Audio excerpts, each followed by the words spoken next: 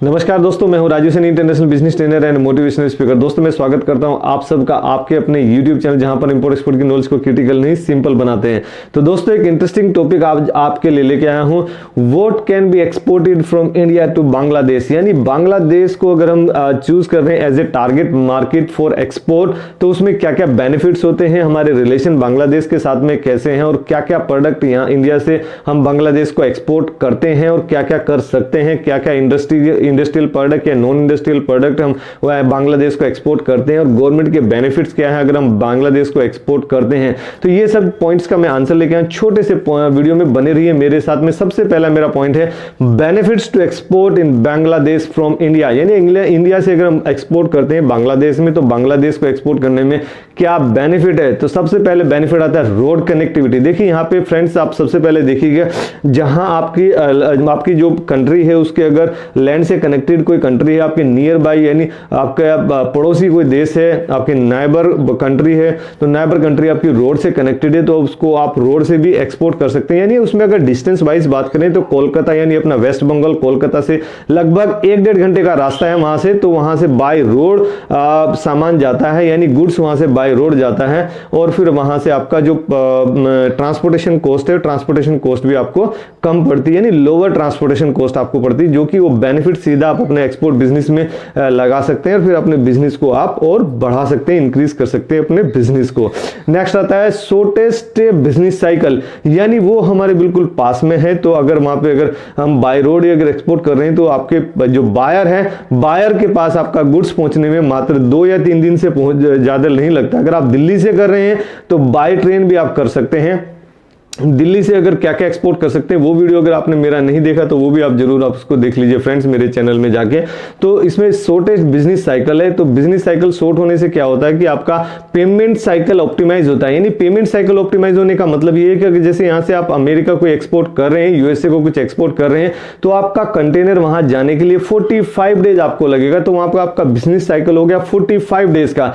यानी आपका अगर पेमेंट टर्म है after 30 days of reaching there, या फिर आपका डीएडीपी में अगर आपका कोई पेमेंट टर्म है, यानी फिर आपको एकदम से एडवांस तो पैसा मिलने वाला नहीं है, आपको पैसा मिलेगा वहां सामान पहुंचने के बाद, या फिर वहां पे वो डीएडीपी करके रखा है तो फिर उसके हिसाब से आपको पैसा मिलेगा। लेकिन अगर आप अपने नियर बाई कंट्री में अगर आप एक्सपोर्ट कर रहे हैं तो आपको एडवांस भी पैसा मिल सकता है, और आपको अगर वहां पहुंचने के बाद ही अगर पैसा देना है, या 50% एडवांस देगा और 50% वहां पहुंचने के बाद में वो पैसा देगा, तो वहां पे आपका गुड्स जल्दी पहुंच जा रहा है और आपके पास में पैसा आ जा रहा है, आपके पास में हार्ड कैश रह रहा है, जिससे आप अपना रिपीट ऑर्डर ले सकते हैं। रिपीट ऑर्डर, उसी पैसे को आप री इन्वेस्ट कर सकते हैं अपने एक्सपोर्ट बिजनेस में, और दूसरी जगह पे आप उसको एक्सपोर्ट कर सकते हैं, या फिर दूसरे किसी बायर को एक्सपोर्ट कर सकते हैं, या फिर उसी बायर को आप रिपीट ऑर्डर दे सकते हैं। रिपीट ऑर्डर उसका लेके आप उसको एक्सपोर्ट कर सकते हैं। नेक्स्ट मेरा पॉइंट आता है language barrier. Easy language barrier है। यहाँ पे जो अपना बंगला है, कोलकाता में भी बंगाली बोली जाती है, लड्डू खोया हो गया, बंगाली बोली जाती है, तो बंगाली वहां पे भी बंगला लैंग्वेज चलती है, तो इंडियंस भी बंगला लैंग्वेज प्रेफर करते हैं, और बंगला बोली जाती है, इंडिया में भी बोली जाती है, वहां भी बोली जाती है, वो लगभग हिंदी से मिलती जुलती भी है। तो लैंग्वेज का एज सच बहुत ज्यादा बैरियर नहीं है। तो वो जैसे मैंने नेपाल का एक वीडियो बनाया था, तो नेपाल का भी अगर आप वीडियो मेरा नहीं देखा तो उसको भी आप जरूर देख लीजिए, तो वहां भी लैंग्वेज का बहुत ज्यादा बैरियर नहीं है, और यहाँ पे भी लैंग्वेज का बैरियर ज्यादा नहीं है। नेक्स्ट मेरा आता है डेवलपिंग कंट्री, यानी इंडिया भी जैसे डेवलपिंग कंट्री है, तो नेपाल भी डेवलपिंग कंट्री है, और बांग्लादेश भी डेवलपिंग कंट्री है। तो बांग्लादेश भी अभी ग्रो कर रहा है, अपना एक्सपोर्ट भी वो बढ़ा रहा है, इवन वो इंडिया को भी अपना एक्सपोर्ट कर रहा है, और इंडिया से इंपोर्ट भी करता है। तो हमारा ट्रेड रिलेशन उसके साथ में बहुत अच्छा है। तो उसको आप अगर अपना मार्केट चूज कर रहे हैं as a export target market, तो उसको आप चूज कर सकते हैं, क्योंकि उसमें क्या है, प्रोडक्ट की जो क्वालिटी है, क्वालिटी जैसे यूरोपियन मार्केट की अगर मैं बात करूं, तो वहां पे प्रोडक्ट क्वालिटी आपको बहुत ज्यादा मतलब छानबीन के करनी पड़ेगी, यानी आपको जो अच्छा क्वालिटी का प्रोडक्ट ही आप वहां भेज सकते हैं। लेकिन नेपाल और बांग्लादेश की अगर मैं बात करूं, तो वहां प्रोडक्ट का इतना इश्यू आपको नहीं आएगा। जो हमारा कल्चर है वही लगभग कल्चर वहां फॉलो होता है, और वही कल्चर उन लोगों का भी हमारा और उनका रहन सहन एक जैसा है, तो हमारा प्रोडक्ट वहां पर मैक्सिमम एक्सेप्टेंस होगा, तो वो हमारा वहां पर रिजेक्ट होने के चांसेस कम हो गए। अगर प्रोडक्ट रिजेक्ट होता है तो क्या करना चाहिए, वो में एक वीडियो बना रखा, अगर वो आपने नहीं देखा तो मेरे चैनल में जाके उसको भी आप देख सकते हैं। नेक्स्ट मेरा पॉइंट आता है अवर रिलेशनशिप विद बांग्लादेश, यानी बांग्लादेश की अगर मैं बात करूं तो हमारे रिलेशन कैसे हैं। जैसे अमेरिका के साथ में हमारे साउंड रिलेशन है, तो ऐसे ही we are having the very good sound relation with Bangladesh. Trade relation की बात करूं या बायलैटरल रिलेशन की बात करूं या पॉलिटिकल रिलेशन की बात करूं, सभी रिलेशन हमारे बांग्लादेश के साथ में बहुत अच्छे हैं। नेक्स्ट में मेरा पॉइंट आता है product to be exported from India to Bangladesh, यानी वो कौन कौन से प्रोडक्ट है जो कि हम इंडिया से बांग्लादेश को टारगेट कर सकते हैं। नंबर 1 पे आता है लार्जेस्ट क्वांटिटी में यहां से कॉटन जाता है इंडिया से। कॉटन लार्जेस्ट क्वांटिटी में, यानी महाराष्ट्र की अगर मैं बात करूं तो महाराष्ट्र से आप सोर्सिंग कर सकते हैं। कॉटन महाराष्ट्र में सबसे ज्यादा होता है, तो महाराष्ट्र से कॉटन जाता है बांग्लादेश में। तो बांग्लादेश में अगर मैं आप कॉटन के किसी बिजनेस से रिलेटेड है या उस बिजनेस में काम कर रहे हैं या होम कंट्री में अपने लोकल मार्केट में काम कर रहे हैं कॉटन के किसी बिजनेस में, तो आप बांग्लादेश को अपना टारगेट मार्केट चूज कर सकते हैं for your export business. Next से प्रोडक्ट आता है मोटर व्हीकल। 2 नंबर पे मोटर व्हीकल है। Motor vehicle and its spare parts, यानी जो कि मोटर व्हीकल के स्पेयर पार्ट्स हो गए, कार होगी, ट्रक हो गए, कोई भी ऑटोमोबाइल की जो भी एक्सेसरीज है या फिर ऑटोमोबाइल पूरा गाड़ी होगी, वो सब वहां पर एक्सपोर्ट होते हैं इंडिया से। अगर उस किसी बिजनेस से आप जुड़े हुए हैं तो आप जरूर इसको अपना टारगेट मार्केट चूज कर सकते हैं। नेक्स्ट आता है heavy machinery and mechanical equipments, यानी बड़े बड़े जो हैवी मशीनरी है वो भी आप वहां पर एक्सपोर्ट कर सकते हैं। जैसे बड़े बड़े ट्रांसफॉर्मर हो गए, बूसीज होगी, ट्रांसमिशन लाइन होगी, या फिर बड़े बड़े आपका ये हो गया जनरेटर हो गया, या कोई पावर प्लांट का कोई सिस्टम हो गया, जो भी हैवी मशीनरी होगी, क्रेन हो गया, बड़े ट्रक हो गए, हैवी मशीनरी, अर्थ मूवर्स हो गए। तो heavy machineries and mechanical equipment से आप अगर किसी बिजनेस से जुड़े हुए हैं तो उसका भी आप एक्सपोर्ट करेंगे, तो आप बांग्लादेश को अपना टारगेट मार्केट चूज कर सकते हैं to get the better result. Next आता है आयरन एंड स्टील और इट्स कंपोनेंट्स एंड प्रोडक्ट्स, यानी आयरन स्टील से भी यहाँ भरपूर मात्रा में जो बांग्लादेश है, बांग्लादेश को एक्सपोर्ट होता है। तो अगर आप आयरन स्टील किसी भी बिजनेस से रिलेटेड है तो आप बांग्लादेश को अपना टारगेट मार्केट चूज कर सकते हैं। नेक्स्ट पॉइंट है मेरा इलेक्ट्रिकल कंपोनेंट्स, यानी इलेक्ट्रिकल कंपोनेंट्स भी यहां से बांग्लादेश को एक्सपोर्ट होते हैं। जैसे छोटा मोटर हो गया, एलटी मोटर जिसको बोलते हैं, एचटी मोटर हो गया, बड़ा वाला मोटर हो गया, बड़े बड़े ट्रांसफॉर्मर्स हो गए, कूलिंग हो गया, जनरेटर हो गए, जनरेटर भी यहां से एक्सपोर्ट होते हैं, ट्रांसफॉर्मर्स एक्सपोर्ट हो सकते हैं। स्विच गियर जो होते हैं ऑन ऑफ करने वाले स्विच गियर्स आते हैं, बड़े बड़े पावर प्लांट्स में होते हैं, इंडस्ट्रीज में होते हैं स्विच गियर्स, या फिर ब्रेकर्स होते हैं, air circuit breaker, vacuum circuit breaker, ये अलग अलग उसमें जो भी ट्रांसमिशन लाइन होगी, ट्रांसफॉर्मर्स हो गए, बुसीज हो गई हैं, वो सब जो भी इलेक्ट्रिकल के इक्विपमेंट्स हैं वो वहां पर एक्सपोर्ट होते हैं इंडिया से।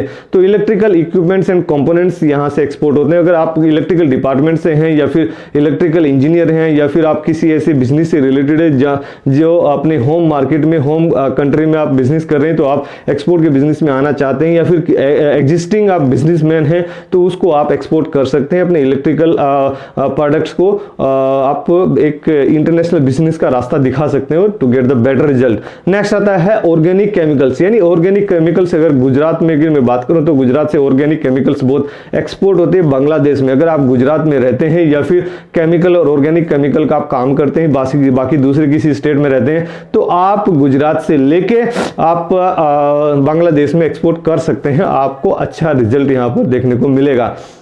नेक्स्ट आता है कैटल एक्सपोर्ट्स, यानी कैटल जो गाय, भैंस, भेड़, बकरी, जो कैटेबल हमारे कैटल्स होते हैं, पालतू जानवर होते हैं, वो कैटल्स भी यहाँ से इंडिया से एक्सपोर्ट होते हैं। नेक्स्ट आता है प्लास्टिक इंडस्ट्री। प्लास्टिक इंडस्ट्री के भी बहुत प्रोडक्ट हैं जो कि इंडिया में भी देखिए प्लास्टिक इंडस्ट्री अभी बहुत ग्रो हो रही है, तो प्लास्टिक के भी यहाँ से प्रोडक्ट बांग्लादेश में एक्सपोर्ट होते हैं। अगर प्लास्टिक इंडस्ट्री के किसी भी आप कंपोनेंट से जुड़े हुए हैं या फिर कोई ट्रेड आप कर रहे हैं, उसके रिलेटेड आपको एक्सपर्टीज है, आपकी नॉलेज है, तो आप प्रोडक्ट भी अपने जो आपका प्रोडक्ट है वो आप टारगेट कर सकते हैं बांग्लादेश को। नेक्स्ट आता है industrial dyes and pigments and colouring, तो इस भी सेगमेंट में अगर आप जुड़े हुए हैं तो आप बांग्लादेश को अपना टारगेट मार्केट चूज कर सकते हैं। नेक्स्ट आता है टेक्सटाइल इंडस्ट्री, यानी टेक्सटाइल इंडस्ट्री में आप वहां पे जैसे ट्राइकोट होता है, टेरिकोट होता है, नाइलॉन होता है, सिल्क होता है, स्नेल होता है, कोई भी जो टेक्सटाइल इंडस्ट्री का प्रोडक्ट है वो भी आप बांग्लादेश को टारगेट कर सकते हैं और बांग्लादेश में आप अपना एक्सपोर्ट एक्सपोर्ट को बढ़ा सकते हैं। नेक्स्ट आता है फ्रेश फ्रूट्स एंड वेजिटेबल्स भी वहां पे इंडिया से एक्सपोर्ट होता है। वो अगर उसमें आप किसान हैं या फिर ट्रेडर हैं, मर्चेंट एक्सपोर्टर हैं, आप बांग्लादेश में टारगेट करना चाहते हैं फ्रेश फूड्स और वेजिटेबल, तो वो भी आप कर सकते हैं। नेक्स्ट मेरा पॉइंट आता है गवर्नमेंट बेनिफिट्स। गवर्नमेंट बेनिफिट, देखिए गवर्नमेंट बेनिफिट लेने से पहले मैं बात करूंगा फार्मास्यूटिकल को हम नहीं भूल सकते। फार्मास्यूटिकल जैसे अमेरिका भी हमारा फार्मास्यूटिकल प्रोडक्ट लेता है, दवाइयां हमारे से लेता है, क्योंकि यहाँ पे सस्ते रेट में दवाइयां बन जाती हैं। तो ऐसे ही फार्मास्यूटिकल यहाँ से एक्सपोर्ट होता है बांग्लादेश को। और अगर गेहूं चावल की मैं बात करूं, राइस और व्हीट ये भी एक्सपोर्ट होता है। स्पाइसेस की बात करूं तो स्पाइसेस भी यहाँ से एक्सपोर्ट होता है। तो वो भी प्रोडक्ट को आपको भूलना नहीं चाहिए। अगर आपके पास में स्पाइसेस का लाइसेंस है, मतलब स्पाइसेस का अगर आप बिजनेस कर रहे हैं, तो वो आप एक्सपोर्ट कर सकते हैं बांग्लादेश को। नेक्स्ट मैं पॉइंट लेता हूं अपना गवर्नमेंट बेनिफिट्स। तो गवर्नमेंट बेनिफिट्स भी यहाँ पे नॉर्मली सेम मिलते हैं। जैसे डीबी के जो ड्यूटी ड्रॉबैक होता है, जो आपका कस्टम आपको देता है 0.15%, तो डीबी के भी आपको यहाँ पे मिल जाता है।